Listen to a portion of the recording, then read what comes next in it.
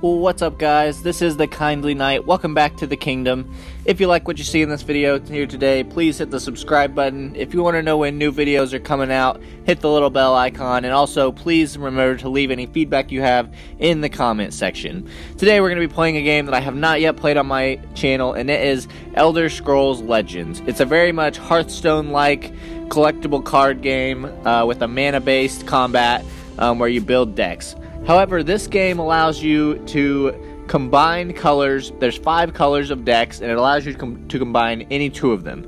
Today I'm going to be showcasing a very much beginner Spellsword deck, which is yellow and purple. Now, this deck is made up of completely common cards, so nearly anyone with very little time put into this game could make this deck. So I want to showcase this, and I'll just run through it really quickly, the deck breakdown, so that if you want to try to make it, you can, and then we will just jump straight into some gameplay. So we have up here, first off, a 1/1 drop for 1 with Lethal, the Deadly Draugr. We have 3 of these. We have 3 Daedric Daggers. We have 3 Farun Defenders. We have 2 Kavak Soldiers. We have 3 Imperial Legionnaires. We have 3 Mentor of the Watch. We have 3 Rajini Highwaymen, we have 3 Resolute Allies, we have 2 Stalwart Allies, 3 Cursed Specters, 3 Revered Guardians, we have 3 Stone-Tooth Scrappers, we have 3 Piercing Javelins, 3 Snowhawk Detachments, 3 Senche Tiger, 3 Stonehill Mammoth, and to finish it off, 3 Iron Scale Dragon. And as those cards come up in this match, I will explain kind of the purpose behind picking them. And we are just going to jump straight into the ladder. I'm very low, so I actually started playing this game right when it came out onto mobile, was when I first got interested in it. When I started playing it is when it came into mobile. It had been on PC a little bit before that, but not long. It was pretty early on when it came to mobile, and I think it was this past summer. So I played it for a little bit, really liked it, but kind of got bored with it, and so I got rid of it off of my phone. But recently I was just feeling a craving to play this game and thought I would jump back in. Luckily, I remember my login, and all the old cards were still there, so I've been playing for these past couple days, and now here I am, and we're going to take a look at one of these decks. Because it's a super fun game. If you like strategic card games, it'd be hard for you not to like this one. It's very well made, it's very well balanced. I don't like that I have just come back and there's been several new expansions, which make it harder to pick up. The structure of the expansions is you have to pay to get the expanded cards, which I really don't like.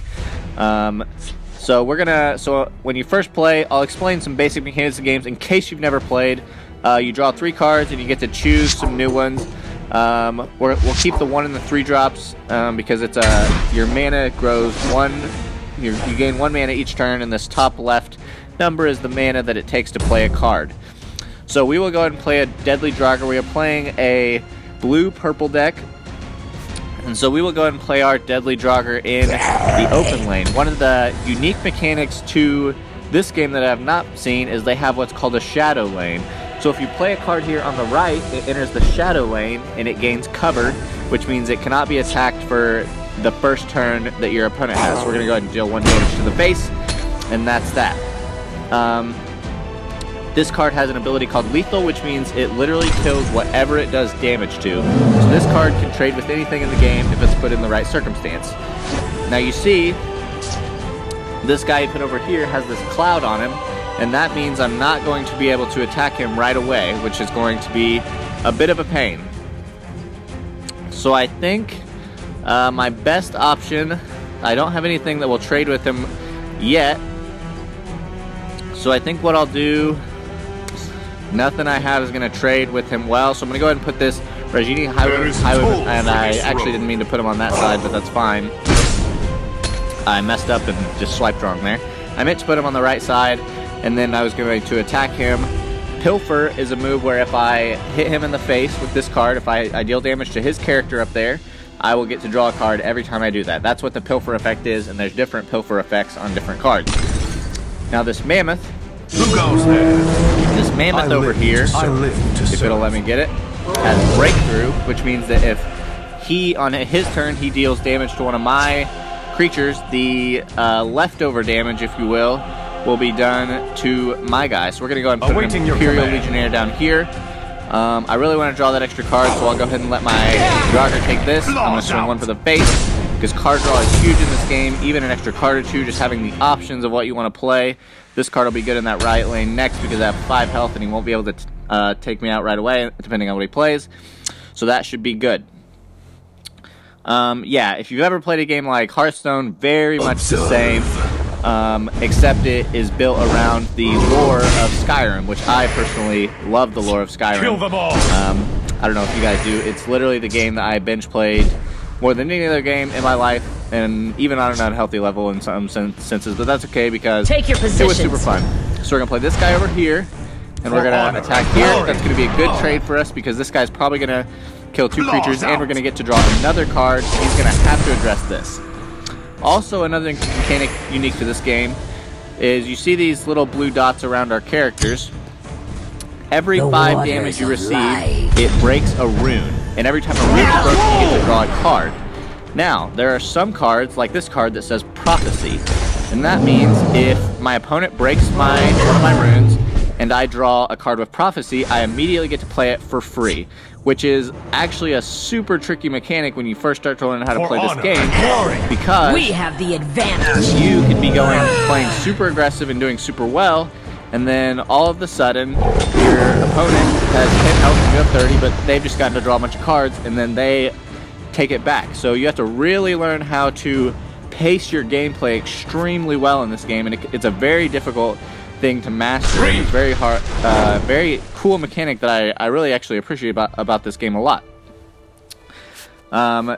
This deck is it's a beginner friendly deck because it has a lot of cards with guard, which helps you with that sense of it. Is you can really slow down your opponents. You can really guard. Does a lot of good things for you, and it helps swing the gameplay in your favor. This is going to be pretty good for us. I'm going to go... So even if both of these guys attack my tiger, it's not going to kill me. So I'm going to go ahead and attack here with the tiger. I'm going to swing base here. And I'm going to go ahead and get my heavy Iron Scale Dragon over here. And he's going to be in some trouble. That should worry him. Iron Scale Dragon has Regenerate, which just means at the start of my turn, it's going to heal. So he has to do 7 damage on his turn completely in order to take that out. And it can really be a pain, especially if he gets buffed. He is sticking straight to the shadow lane here. He really feels confident about it. I was really hoping I would draw something to boost this guy up. Well, actually, I take that back. We're going to go ahead and swing. Oh, I forgot that he has cover. So we'll just keep that over there and we'll just wait. Let's see. We have a lot of options. Let's see. Let's go ahead and drop... Man, once again, my screen is just not working well. I was actually going to drop the guy on the other side. It ended up being fine. We're not going to drop this guy because we know our next card is not that great. We'll do Mentor the Watch over here. Give a creature in your hand guard. We will just click something because it doesn't really matter. I'm feeling really good about this one. We got the board really full. We're going to swing here. He's going to break a rune. Actually 2. Luckily he didn't have any Prophecy. We're just going to keep swinging face because we're looking really good here. We have a ton of creatures on the board, so we don't have to worry about giving him a bunch of cards. And as you can see, the card draw in this game is just huge.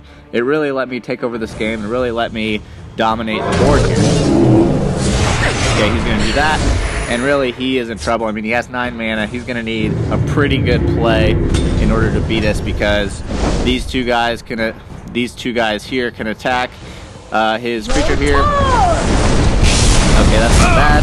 So what I'm going to do is I'm going to go Daedric Dagger to lethal for this guy so that he can immediately kill this, and then my dragon can swing for face. And actually, that plan gets broken. Oh, and we'll still be okay, so I'm going to go destroy this creature with my Piercing Javelin. I'm going to put lethal on this so that he can immediately take that, and we can go here, and we'll give him a good game. This was a worthy contest. So that went pretty well. That was really, I mean, essentially the perfect scenario you can see for this deck. I really like it. I think, in my opinion, so far, the purple and yellow combo is a really beginner-friendly combo to go with. If you're new-ish or even a mid-level player on these kinds of games, you're not super expert. I wouldn't consider myself an expert. I would just say I'm a decent player that likes to have fun, that is largely free to play.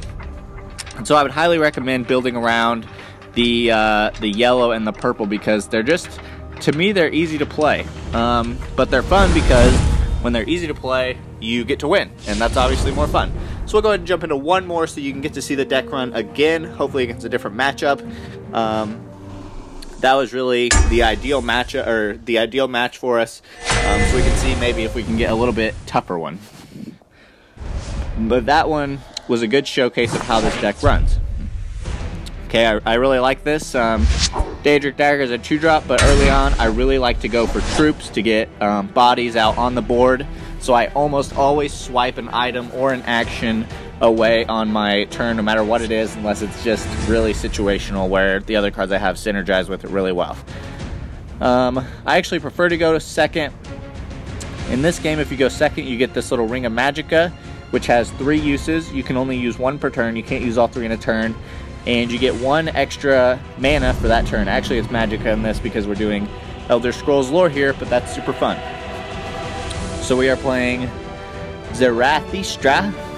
And as he waits here, I'm going to grab a drink and quit talking for just a minute. Okay, so I would like to go ahead and get something on the board. So we're going to go ahead and crack one of those mana, get one of these guys down. These guys are nice because already as a 2/1 with guard, I would play them. And you add in the fact that they have Prophecy, and you might just turn a game around with a Prophecy card. Prophecy is a super interesting and occasionally really annoying gameplay mechanic, because it can sometimes cost you the game. We'll go another one of these guys here. We got rid of his, he played Execute, which destroys a creature with 2 or less power. So we got rid of one of those. Begin?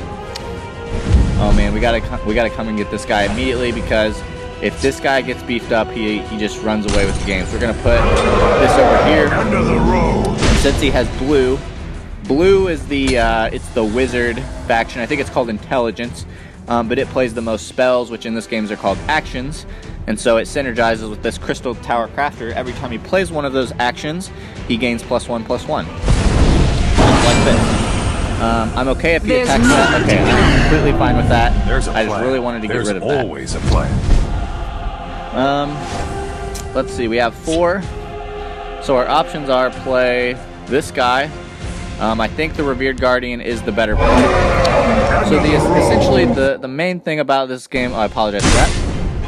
The main thing about this game that you want to do is you want to trade 2-for-1s with your creatures. So this is going to be a good trade for me, because I place this guy down. Unless he beefs this, unless he bulks it up, his Broom of Profiteer is going to die from this Revered Guardian. Well, he's going to Piercing Javelin it, so it kind of takes away that math that I just did. You won't that's okay, because that was a 5-drop, and he took out, I think he should have saved that for a better creature in my opinion. We're going to be able to crack this mana open. And I think Senshi Tiger right now is the better play than the Stonehill Mammoth, just because it has guard. Man, that keeps happening. I really wanted that in the right lane, but for some reason my screen keeps not letting me drag it all the way, but that'll be alright. We'll have a Senshi Tiger over there. We'll drop the Mammoth on the right side next turn, maybe. We might try to save it until we have 2 purple creatures. Right now we only have this one. This guy is actually a yellow creature. As you can see by the border, in the bottom left there of the border, it's purple.